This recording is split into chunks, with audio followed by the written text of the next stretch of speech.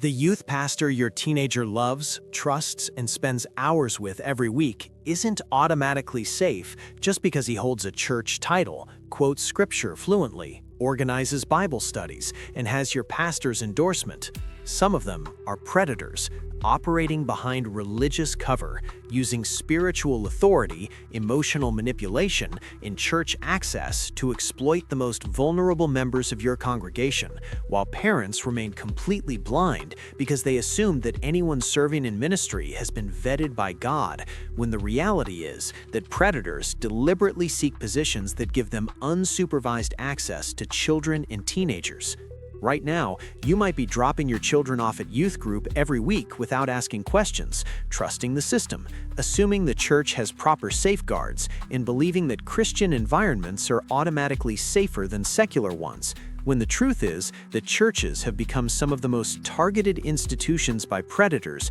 precisely because parents let their guard down in religious settings and because church culture creates pressure to extend trust, avoid suspicion, and not question spiritual leaders whose authority seems God-ordained. But what you're about to discover will shatter your naivete and give you the specific warning signs the Bible reveals about wolves who disguise themselves as shepherds and who deliberately target positions of influence over young people to satisfy their predatory appetites. Because your children's physical safety, emotional health, and spiritual well-being are too important to trust to titles, church endorsements, or popular opinions about how anointed someone seems, when the fruit of their actual behavior reveals a predator hiding behind a pulpit.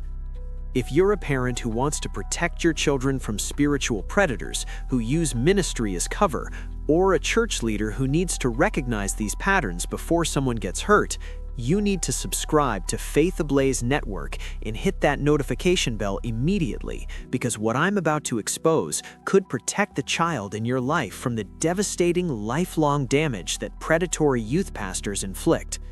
The enemy's most cunning strategy isn't keeping your children from church, it's placing predators inside the church who use spiritual authority to gain access your children would never grant to strangers on the street. The first type of predatory youth pastor the Bible warns against is the boundary violator, who consistently pushes physical, emotional, and relational limits with young people under the guise of being relatable, accessible, and the cool pastor who actually connects with teenagers. Matthew 18:6 contains Jesus' terrifying warning that whoever causes one of these little ones who believe in me to sin, it would be better for him if a millstone were hung around his neck and he were drowned in the depth of the sea. When youth pastors consistently find reasons to be alone with individual teenagers, create private communication channels that bypass parents through secret texts, social media messages, or private conversations, initiate inappropriate physical contact that they normalize as friendly affection,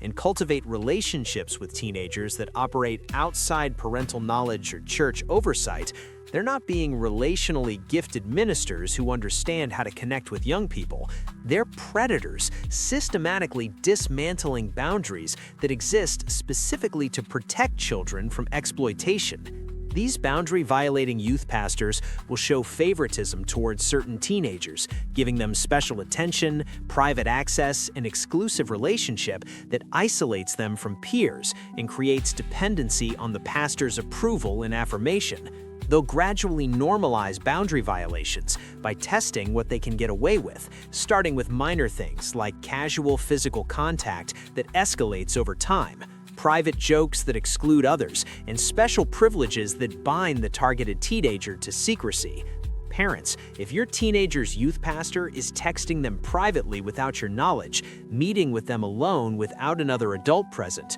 showing unusual interest in one teenager over others, or your child seems secretive or emotionally overdependent on this adult, these aren't signs of great mentorship. These are predatory grooming patterns that require immediate action before they escalate into devastating abuse. The second type of predatory youth pastor Scripture identifies is the manipulator, who uses spiritual authority, biblical language, and religious guilt to control teenagers emotionally, suppress their instincts, and create psychological dependency that makes them unable to recognize or report abuse because they've been spiritually conditioned to submit to their pastor's authority as submission to God. 2 Peter 2:3 warns that through covetousness they will exploit you with deceptive words, and verse 19 exposes how they promise people liberty while they themselves are slaves of corruption.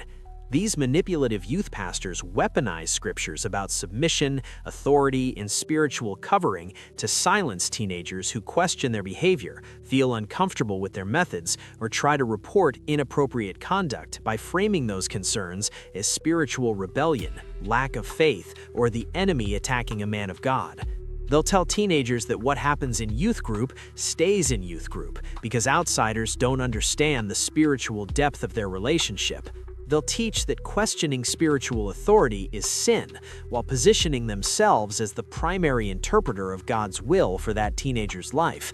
They'll use confession sessions, spiritual mentoring, or prayer to extract vulnerable personal information that they later use to manipulate their victims into silence by threatening to expose secrets or suggesting that their past sins make their testimony unbelievable. And they create religious environments where teenagers are so spiritually confused about the difference between genuine submission and manipulation that they endure abuse while convinced they're experiencing spiritual formation, unable to recognize the predator hiding behind the pastoral role until the damage is already done and the healing process will take years. The third predatory youth pastor type the Bible warns against is the wolf in sheep's clothing who presents a carefully manufactured public image of genuine spirituality, relatable ministry, and passionate love for teenagers, while privately living a completely different life that includes predatory behavior, sexual sin, or other serious misconduct that his public image is specifically designed to conceal.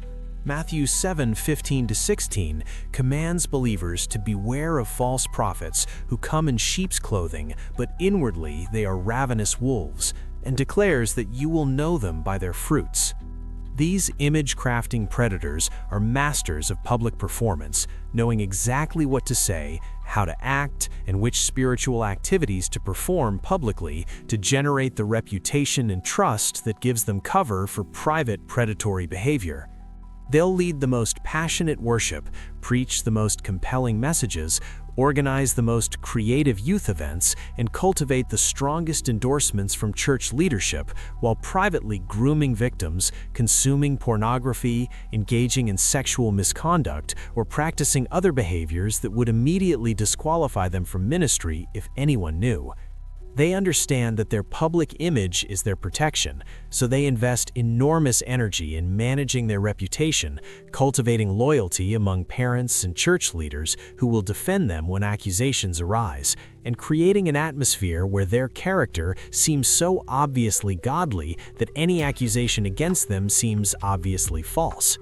These wolves know that the greater their reputation, the more protection they have from accountability, and the harder it becomes for victims to report abuse when every adult in their life worships the predator who hurt them and assumes the accuser must be lying or mistaken because this pastor is so obviously anointed. The fourth type of predatory youth pastor that Scripture exposes is the emotional seducer, who deliberately cultivates inappropriate emotional intimacy with teenagers by positioning himself as the only adult who truly understands them, who makes them feel uniquely special, who fills the emotional voids left by absent or difficult parents, and who creates romantic-style emotional entanglement that constitutes emotional abuse even before physical boundaries are crossed.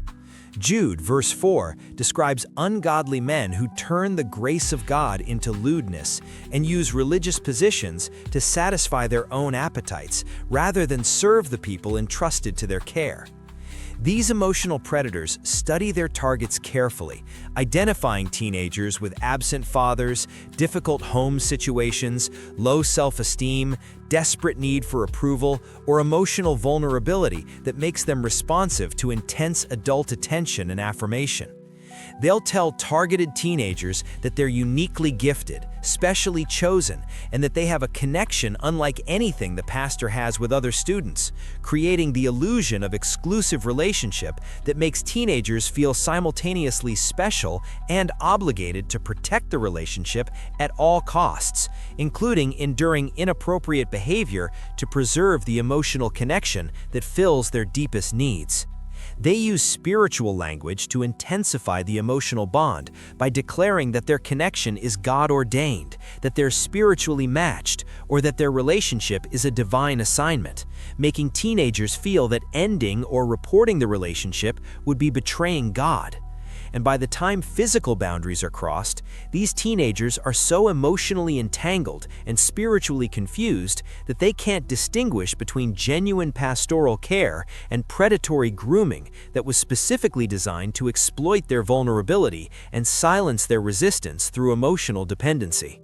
The fifth and most dangerous predatory youth pastor type the Bible warns against is the untouchable, who has accumulated so much influence, reputation, and institutional protection that the church system itself becomes complicit in shielding him from accountability when his predatory behavior is eventually reported or suspected.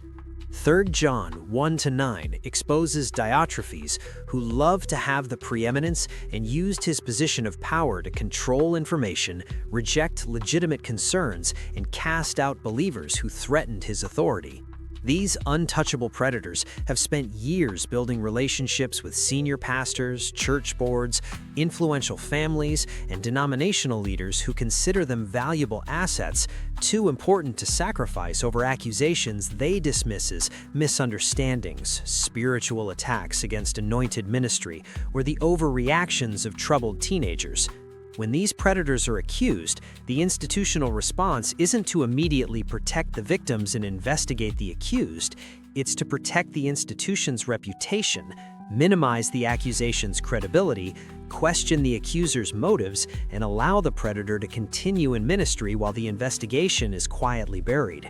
These predators know they're untouchable, and that knowledge emboldens increasingly dangerous behavior because they've tested the system and discovered that the church will protect them over their victims every single time. Parents, if your church leadership responds to concerns about a youth pastor with dismissal, victim blaming, or pressure to stay quiet to protect the church's reputation, your church leadership has become complicit in the predatory behavior that they're protecting. And your responsibility to your children requires you to take your concerns to civil authorities who don't share the church's conflict of interest in protecting their own. What makes these 5 predatory youth pastor types so devastating is how they exploit the specific trust that church environments create between parents and ministry leaders, using that trust to gain access to children that they could never achieve in any other context. While the church culture's emphasis on grace, forgiveness, and not judging creates reluctance to act on warning signs until the damage is irreversible. Jesus' words in Matthew 18:6 about millstones and drowning reveal how seriously God takes the exploitation of children by adults who use spiritual authority as cover, and his warning in Matthew 18:10 to not despise these little ones demonstrates that protecting children from predators is a divine command, not an optional response to accusation. The biblical solution isn't to assume every youth pastor is a predator, it's to establish proper safeguards, maintain healthy accountability structures, ensure that no adult ever has unsupervised private access to teenagers, create safe reporting systems that protect accusers instead of institutions, and teach children that genuine spiritual authority never requires secrecy, never suppresses their instincts, and never asks them to keep secrets from their parents. The question isn't whether predatory youth pastors exist. Documented cases in churches worldwide prove they do. The question is whether you'll protect your children with informed vigilance or continue assuming that church titles and pastoral endorsements guarantee safety when predators deliberately seek exactly those credentials to gain access to their victims.